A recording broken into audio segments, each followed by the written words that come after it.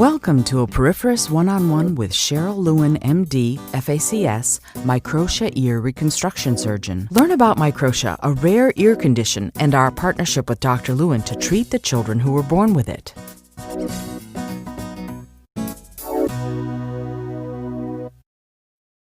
Dr. Lewin, I'm so grateful that you were able to take the time and make the time to join me to talk about something that's so fascinating.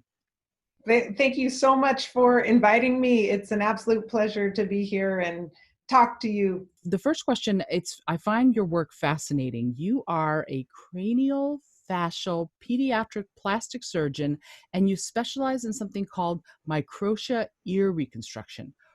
Can you please explain what that is and about the porous implant ear reconstruction technique that you've developed? Yes, I'd be happy to. So microtia is a condition that children are born with, babies are born with, where they have a very underdeveloped ear, almost non-existent or just a very small bit of skin and tissue, cartilage, but it really doesn't look anything like an ear. So my career has been dedicated to the type of surgery that will create an entire structure of an ear for that child. And the type of surgery that I do, it's a little, it's one of two options, but this one that I do is called Porous Implant Ear Reconstruction. And it's sort of just that. So it's making an ear with the help of a porous implant. And that's my preferred technique. Wow, it's incredible. It's amazing that you do that. And yet this is a really rare condition. How did you get into this unique field? So when I started out, I actually wasn't planning to be a surgeon per se, or even a physician. I started out as an architect and planned my career in architecture. But when I got to the end of my schooling for that, I started having second thoughts. And I ultimately, after a lot of soul searching, switched into medicine because I liked the concept that you could help people, of course. However, then I got to medical school and I realized that I missed a lot of what I got in architecture, which was creative, artistic, design oriented. And I would consider myself much more an artist type than a science type. So because of that, I looked in the whole field of medicine to find what I believe to be kind of the most artistic. And that led me down a path to craniofacial pediatric plastic surgery. And so microtia is just one section of that entire specialty of plastic surgery. I'm fascinated. I'm absolutely fascinated.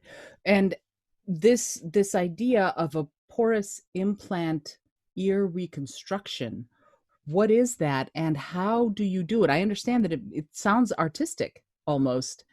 How do you make that happen? So actually, I view the surgery I do, it takes me all day, I'd say at least 8 hours to do the surgery. I view it as my day in the OR making a sculpture. So it really is to me an artistic venture.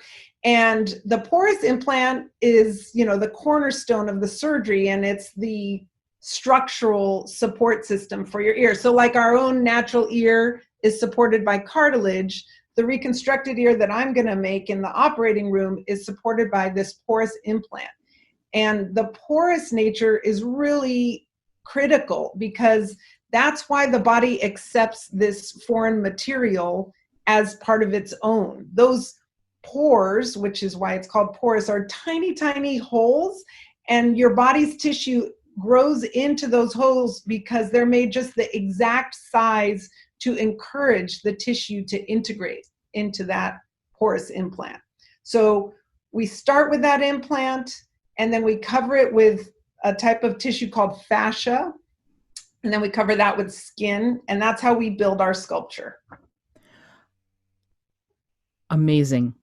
So you start with the porous implant, and it doesn't come shaped like an ear. It comes shaped like something else.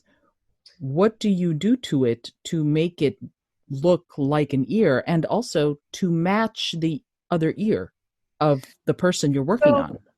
so that's an interesting question, because originally when I started this about 15 years ago, they were ear-like structures, but they came in two pieces: a rim, that looks like a curved rim, and then a base. And in those cases where it's a two-piece implant, we would mold the rim to the shape, what we would anticipate the other ear to look like, and then solder them or melt those two pieces together. And that's what I did up until 2017. But in 2017, after I had already established a relationship with Poriferous and Supor, I got some ideas about a different way to do it. And when we went into this new type of implant together, kind of as partners, we created a whole new way to do the surgery using a one-piece implant that is ear-shaped. How have how have doctors traditionally done this sort of surgery and reconstruction? So for more than 50 years, they have used rib cartilage. So they make an incision in the chest wall, take out 3 at least rib cartilages from a child's chest, and then they carve those ribs into the shape of an ear and suture them together and kind of put them in a pocket, in the area of where they should go, but stuck to the head. And that, as you can imagine, is pretty invasive surgery, and it requires multiple stages to get to the final product. So I'd estimate that 98% of the world does that type of a surgery. The surgery that I perform, however, the porous implant ear reconstruction, is a completely different take. And because the condition's very rare, the number of surgeons that do this technique is rare, but the technique involves using a man-made or synthetic implant material called porous polyethylene, and using that as the structural framework as opposed to the rib cartilage. And so that porous implant is, the alternative to the rib graft technique. But in my opinion, it's a much better alternative because you can get much more realistic outcomes with this technique if you know how to do it properly. Sure, much more realistic, and it also sounds like it's a lot less invasive as well. I would agree with you. It is, in my opinion, less invasive because you don't have to go into the chest. You do take some tissue from kind of under the scalp, but it's not the type of thing you really know, kind of like your appendix. You didn't know you needed it. You really don't. And so it's just got another purpose covering your ear. Wow, fantastic. So what is the porous material that you use to make these implants? The material that I like to use is porous polyethylene, and the company that I use is Poriferous, that has the brand of Supor. So we call it a Supor material, but it's the similar as some other companies out there, except it's actually like the people behind the company that is why I've chosen this material as opposed to just the material itself. You've been doing this surgery for some time, it sounds like. How many of these surgeries have you performed? I would estimate that over the last 15 years, it's probably been over 1,000 surgeries that we've been able to do for these children with microtia using porous implants. Wow. And who is the sort of the patient? Who is the target market for this sort of surgery, and where are these patients, that where do they come from? The majority of my patients are actually pediatric, and the ages would range from 4 on up.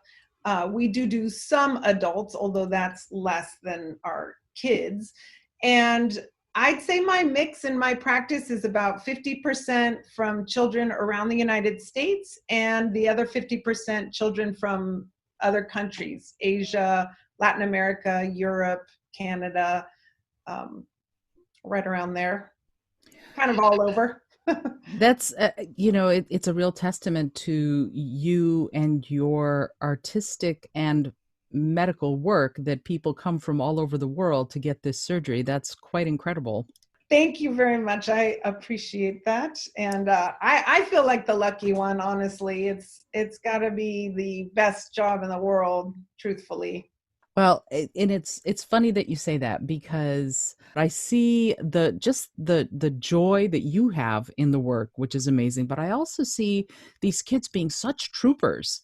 They're, I'm sure it's not painless, and yet they're so happy and so thrilled to be like, this is my ear. So I'm grateful to you that you found this work and that you're doing it. It's very cool. I learn a lot, from my little patients. Even my littlest patient teaches me. And, we as adults look at this big operation and we have all these preconceived ideas about what surgery means and what this, operation will mean for their child. But the little one, these little kids, and it doesn't matter what language they speak or what place they were born, they just sort of all are just little kids, and they just, many times what I notice is they just kind of want to feel whole. Like they just don't want people to comment on their ear or bother them about it. And unfortunately, that's not the way our society works. So Mm. they're very happy just, to have that completed for them. That's their goal at the beginning oftentimes. And the girls, of course, their goal is, to get their ears pierced. So that's the biggest deal for them. It was a big deal for me too. I admit it. When I was 9 years old, I desperately wanted my ears pierced and didn't get to pierce them until I was 15 at the mall, like Yeah. so many of us did. So True. I know. So it's a rite of passage for a lot of us. So given your extensive background, the number of surgeries you've done, and your research, your publication, your speaking events worldwide, you're you're a leading expert in this really rare type of surgery, and you've chosen Supor as your preferred custom implant. I'd love to ask you to speak a little bit about what sets Supor apart from other products on the market. Originally, I used another company's product. That was the primary one that was out there at the time. And, it was certainly adequate. And I was very happy, when I was doing those cases. And when Supor came onto the market, I had very early conversations with the president of the company, Aaron Noble, and sort of immediately we just hit it off.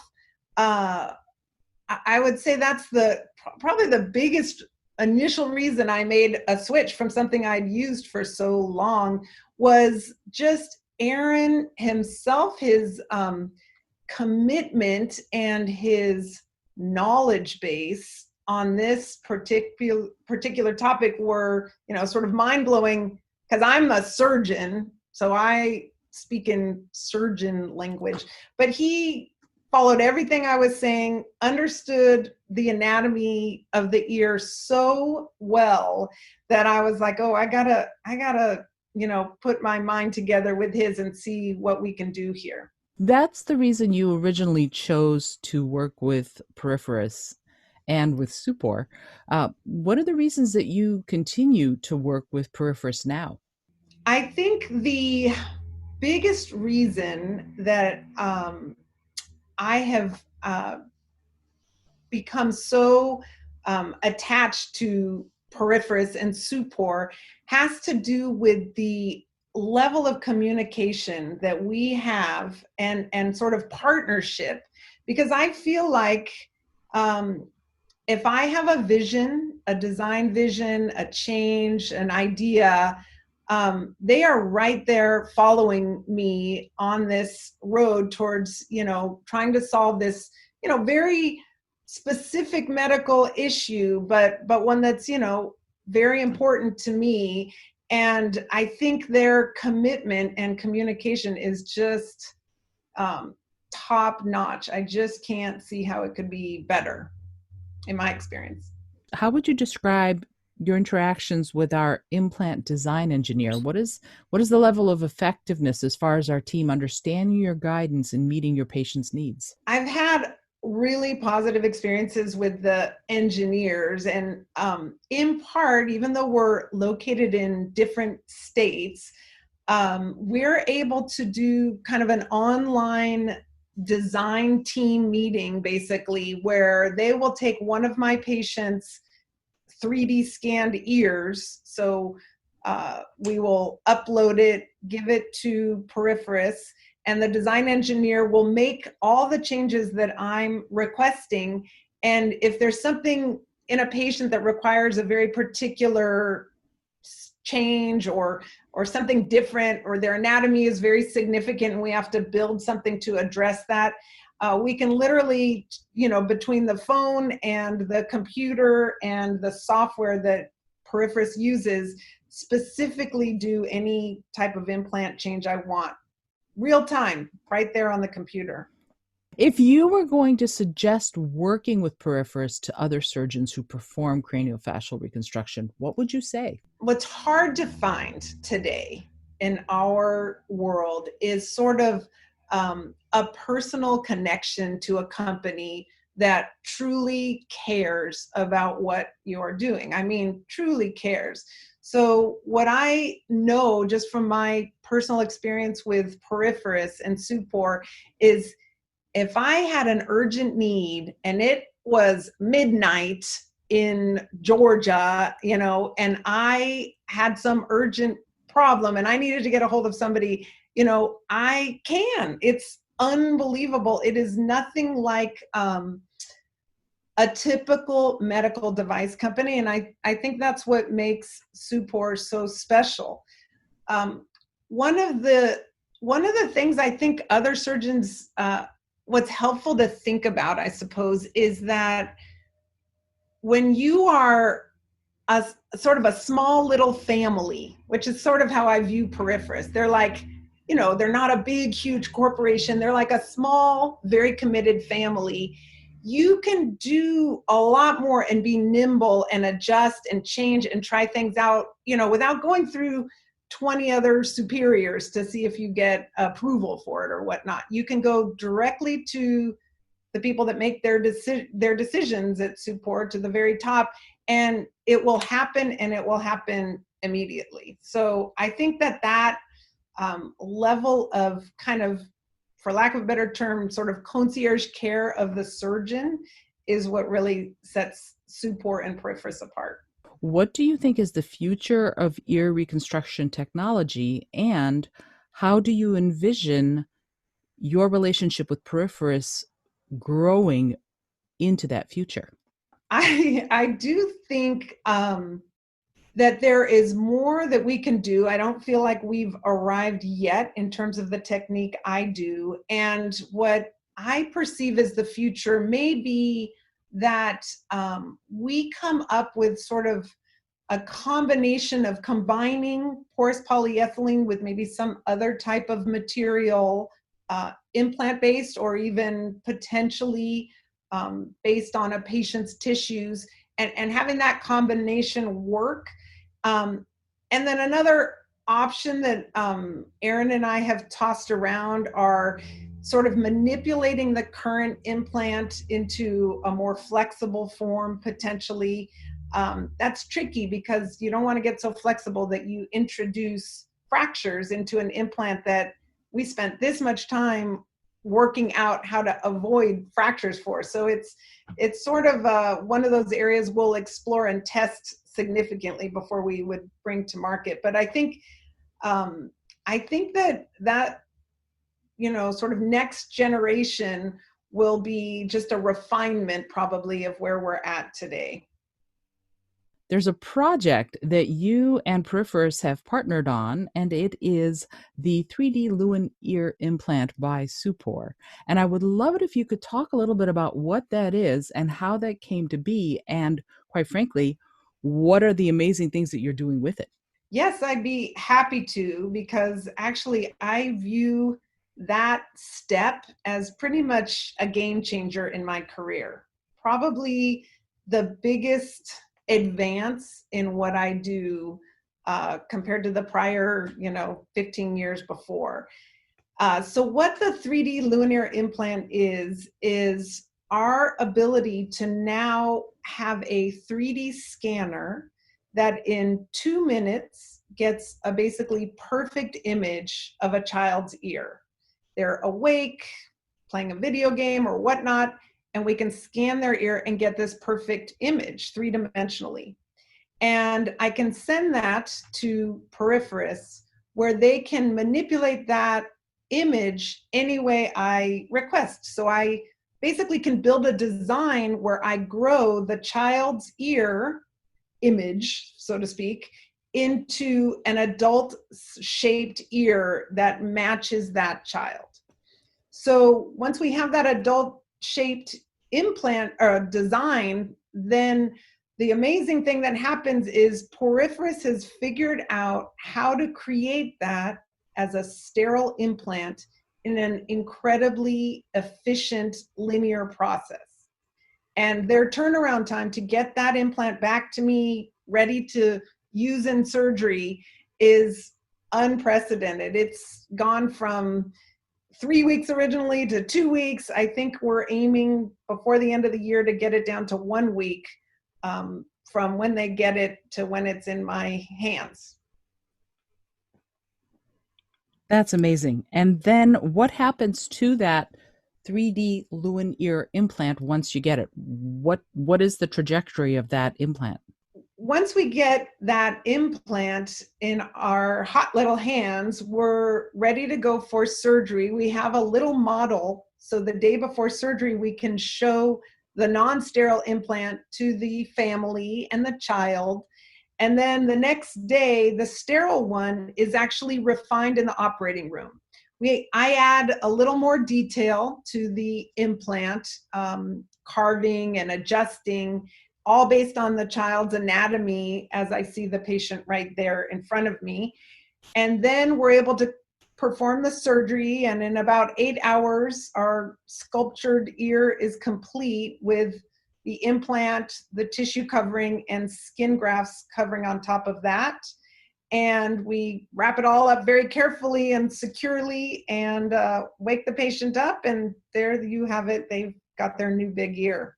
So it starts with almost a real customized and customizable implant that you scan, and then the Poriferous creates.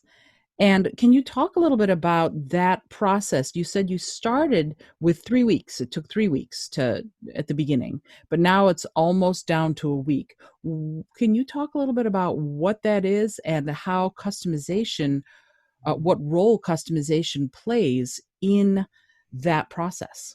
Yes, I'd be happy to explain how we've been able to, take the efficiency from essentially 3 weeks down to 1 week.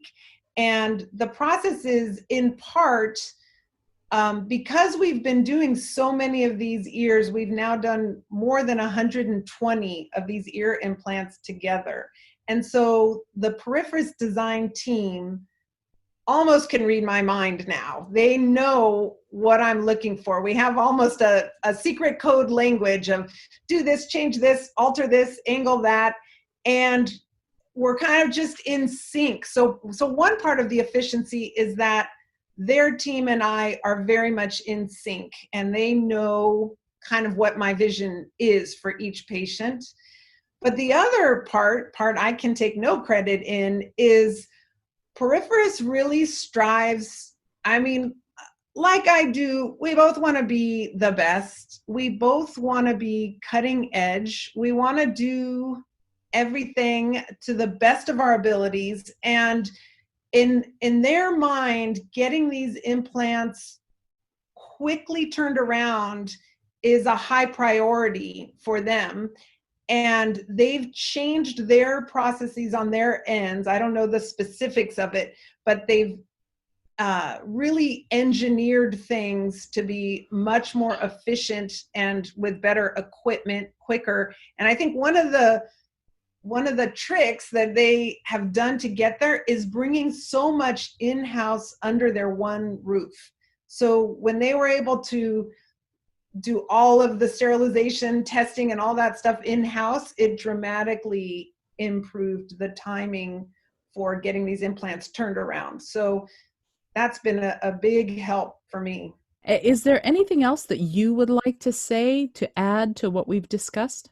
Well, there is one thing sort of near and dear to my heart that I would like to say, which is really actually a very big thank you to all of the team at Poriferous and to Aaron specifically, because not only have they been incredibly supportive of me and my goals and vision, but they've been very supportive to our nonprofit, which is called Miracles for Ears. And they have so generously and kindly donated to the nonprofit, both in their accompanying us on conferences, but more so in offering to provide a free implant, a free 3D Lumen ear implant by Supor to any child that's an earacle. And the nonprofit is dedicated to helping children who have failed ear reconstructions. So another surgeon came and tried to make an ear, it didn't work out. So now they're stuck worse off than they were before they ever had surgery, but they've gone through kind of the physical and emotional trauma of surgery and now don't have an ear when all that's said and done. So this Earicles goal is to provide a second chance ear, and really we couldn't do it without the incredible generosity of Poriferous and Supor. Thank you so much for joining me for this chat. I'm so grateful that you were able to make the time, and I'm so grateful for the work that you do on behalf of kids all over the world. Well, I really appreciate your kind words, but I also want to thank you for inviting me, and we are here to get the word out about what we can offer some of these children if they desire to have an ear reconstruction.